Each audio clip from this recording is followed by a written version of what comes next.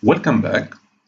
In this video, we are going to finish Chapter 5 by covering Section 5.2, in which we are going to see how the concepts of reflexivity, separability that we learned in the previous chapter apply to the context of LP spaces, and we shall give a characterization of the dual of LP spaces. So, in most of this section, X mu is an arbitrary measure space, and we'll denote LP of X mu simply by LP. But we shall distinguish between the case where P is strictly between 1 and infinity, and we'll only mention what happens in the extreme case where P equal 1 or P equal plus infinity. Okay. We have to do this distinction because the extreme cases are always special.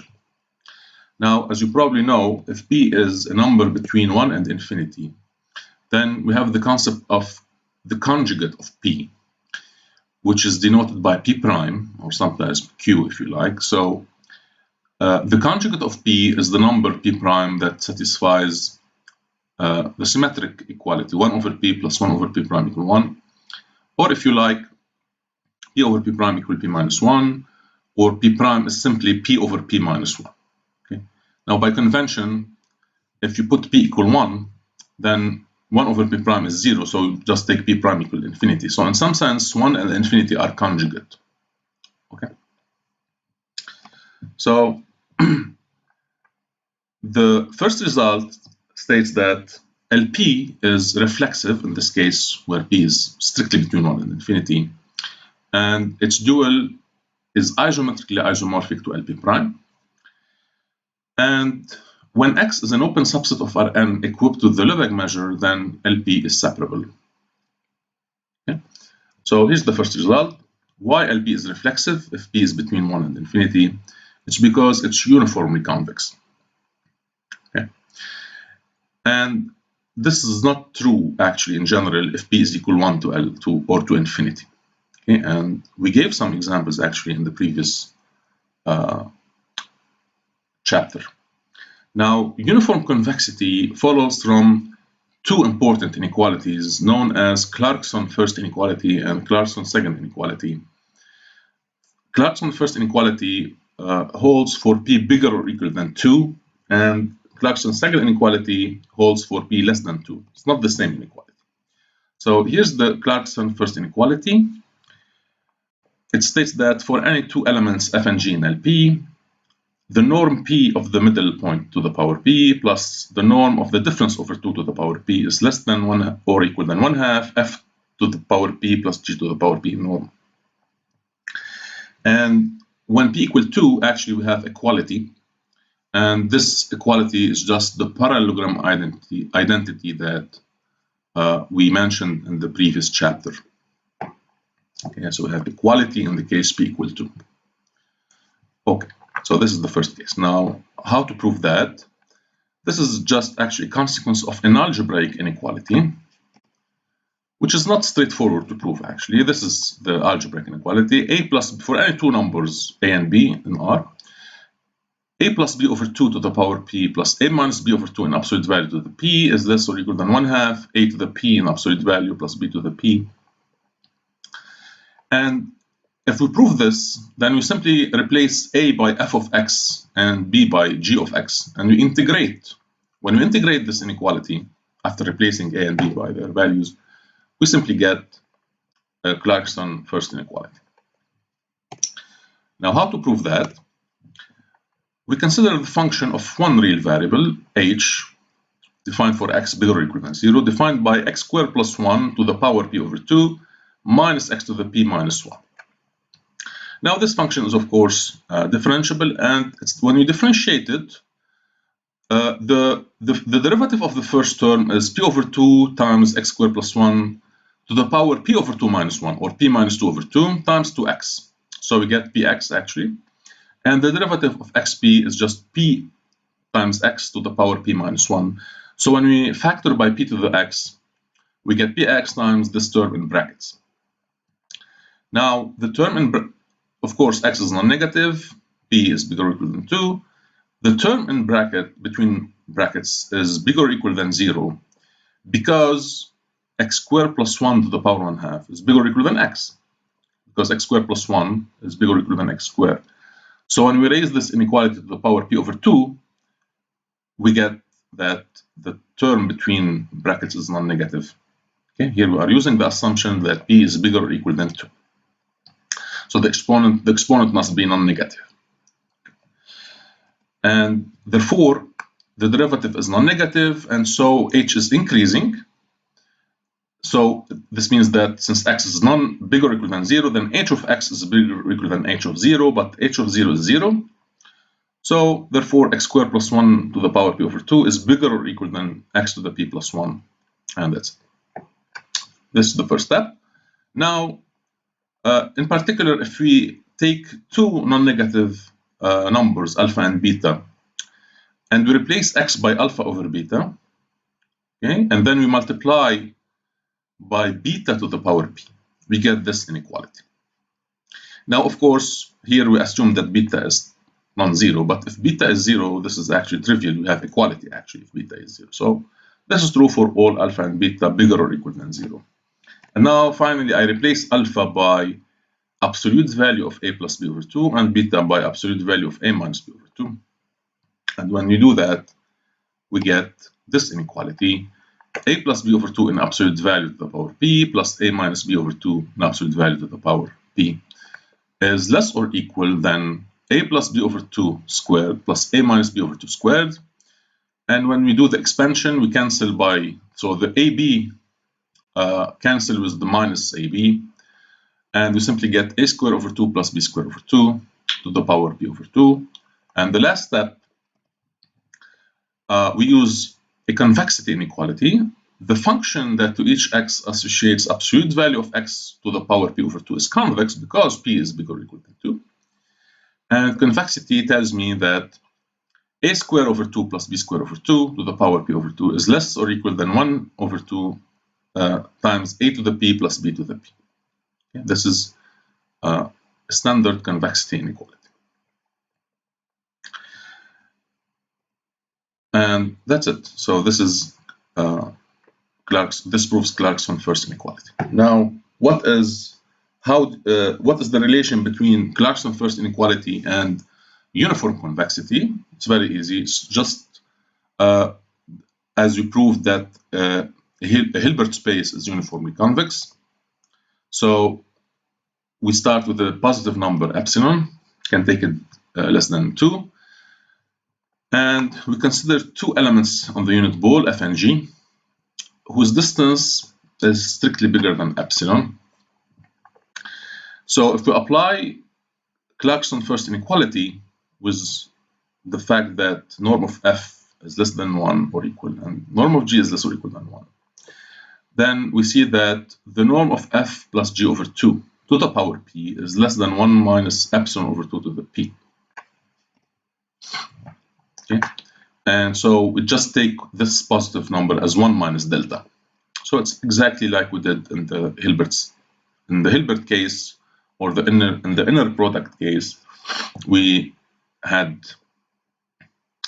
used the parallelogram identity, but this is a generalization of the parallelogram identity. But instead of equality, you have inequality. Okay, so this proves that LP is uniformly convex when P is bigger or equal than 2. Now, and therefore it's reflexive. Now, when P is strictly between 1 and 2, less than 2, then we have a slightly more complicated inequality called Clarkson-Segner inequality. It states that the norm of f plus g in the LP space to the power p prime is the conjugate of p, plus the norm of the distance to the power p prime is less than twice the norm p to the power p of f plus the norm p to the power p of g, everything raised to the power p prime over p. Okay, and now from this inequality, we should be able to deduce that LP is uniformly convex, exactly as we did before. So start with epsilon and so on. So you should be able to deduce uniform convexity from this inequality. Now, the inequality is a little bit lengthy to prove, so I gave it as an exercise, okay, an optional exercise if you like. Okay, so this concludes the first result. Now, the second main result is known as Riest's representation theorem. It tells us that actually the dual of LP is isometrically isomorphic to LP prime, where P prime is the conjugate of P. So more precisely, if phi is an element of the dual of LP, then we can represent phi as an integral. This is why we call Riest's representation theorem. So it's one of many Riest's representation theorems. One of them you learn it in second year about Hilbert spaces. Okay, so phi evaluated at f, where f is in LP, is simply the integral over x of f multiplied by some element u in LP prime. Okay, and the norm of u in LP prime is the same as the norm of phi in the dual of LP.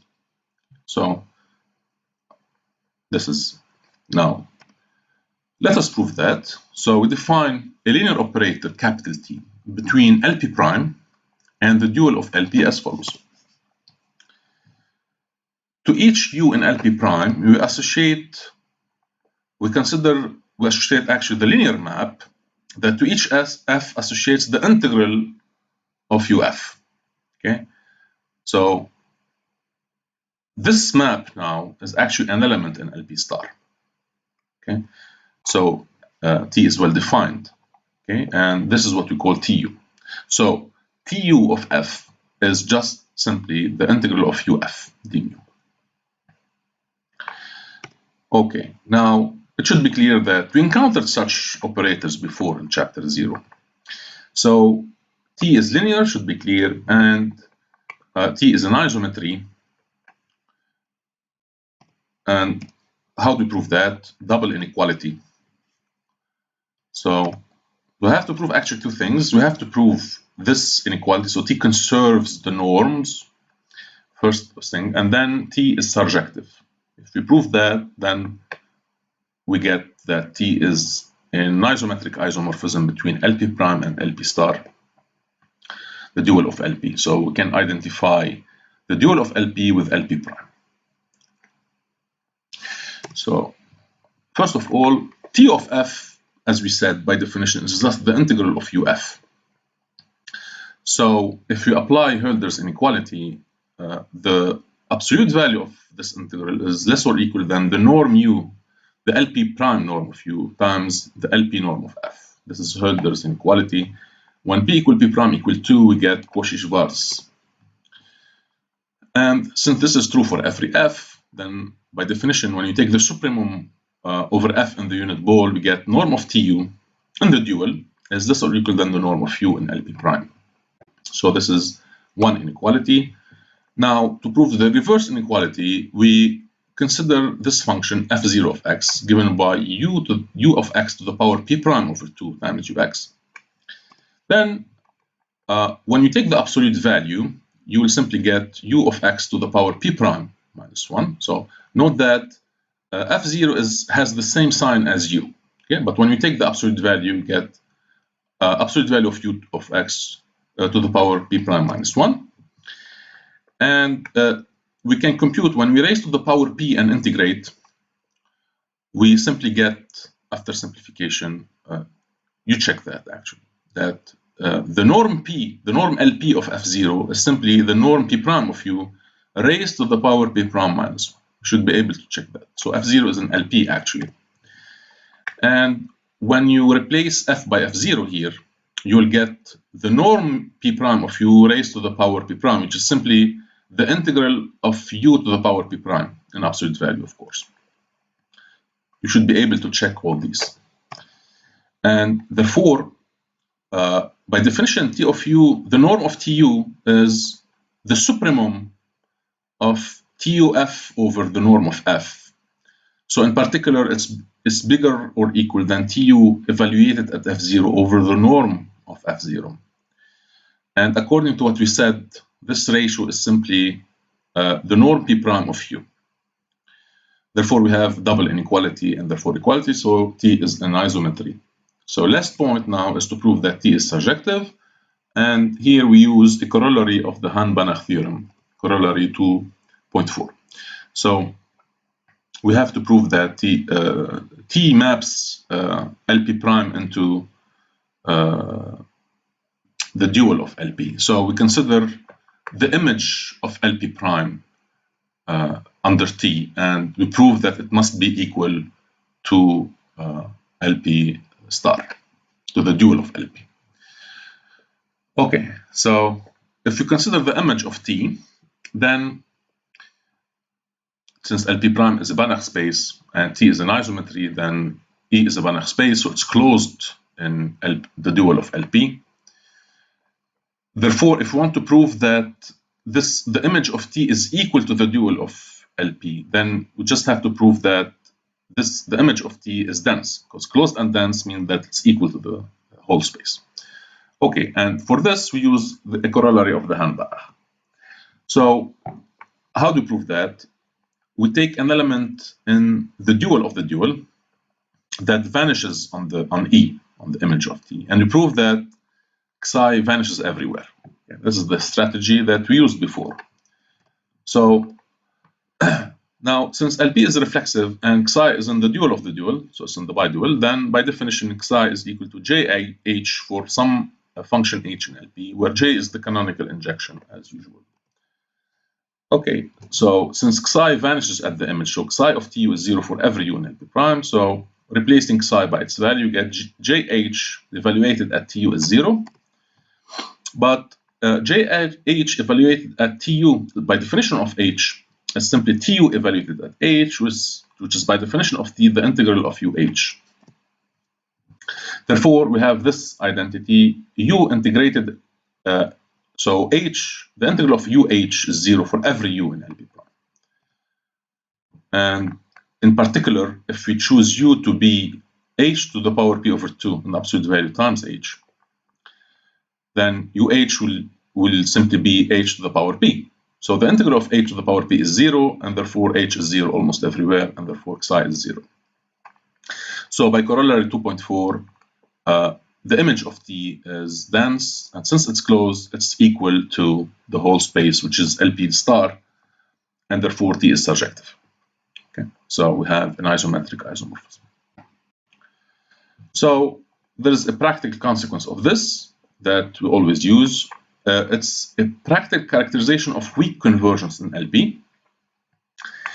Fn converges weakly to F in LP if and only if the integral of UFN converges in R to the integral of UF. If you like, the integral of the difference tends to 0 for every U in LP prime. Okay. And next result is now we take an open subset omega of Rn and we equip it with the Lebesgue measure that you call lambda sub n. Then we can prove that LP of omega is separable if P is bigger or equal than 1 and finite. Now, the proof is a little bit lengthy. You can read it, actually. I will not give it in this video, but it's in the lecture notes. It's interesting. But since you don't have enough time, so I will skip it now. And I will end with mentioning what happens in the extreme cases, P equal infinity and P equal 1. And you may look at the book of Brezis for proofs. We also have another Reed's representation theorem for the dual of L1. But here we have to assume that the measure space, so the measure space is not arbitrary now. We have to assume something about the measure space. We have to assume that it's sigma finite. And this is the case when we deal with open subset of LP, because the Lebesgue measure on Rn is sigma finite. So if phi is an element in the dual of L1, then we can represent phi as an integral. So same thing. Okay. So the function representing phi is an element in L infinity. So therefore, otherwise stated, the dual of L1 is isometrically isomorphic with L infinity. Okay, the proof is a little bit more difficult than the proof of the previous theorem. Okay, so the dual of L1 can be identified with L infinity. And finally, if omega is an open subset of Rn equal to the Lebesgue measure, then L1 is separable, as we said, but it's not reflexive. Its dual, as we said, is isomorphic, isometrically isomorphic to L infinity. This is a particular case. However, L infinity of omega is neither separable nor reflexive.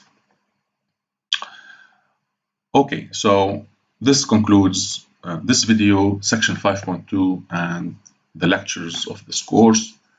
Thank you for your attention, and in the next video I'm going to solve the exercises of this last chapter. Yeah, the dual of L infinity is not L1, it's strictly bigger than L1. Okay. So always have to pay attention between the general case P between 1 and infinity and the extreme cases P equal 1 and P equal infinity. Okay. So thank you for your attention and see you next time.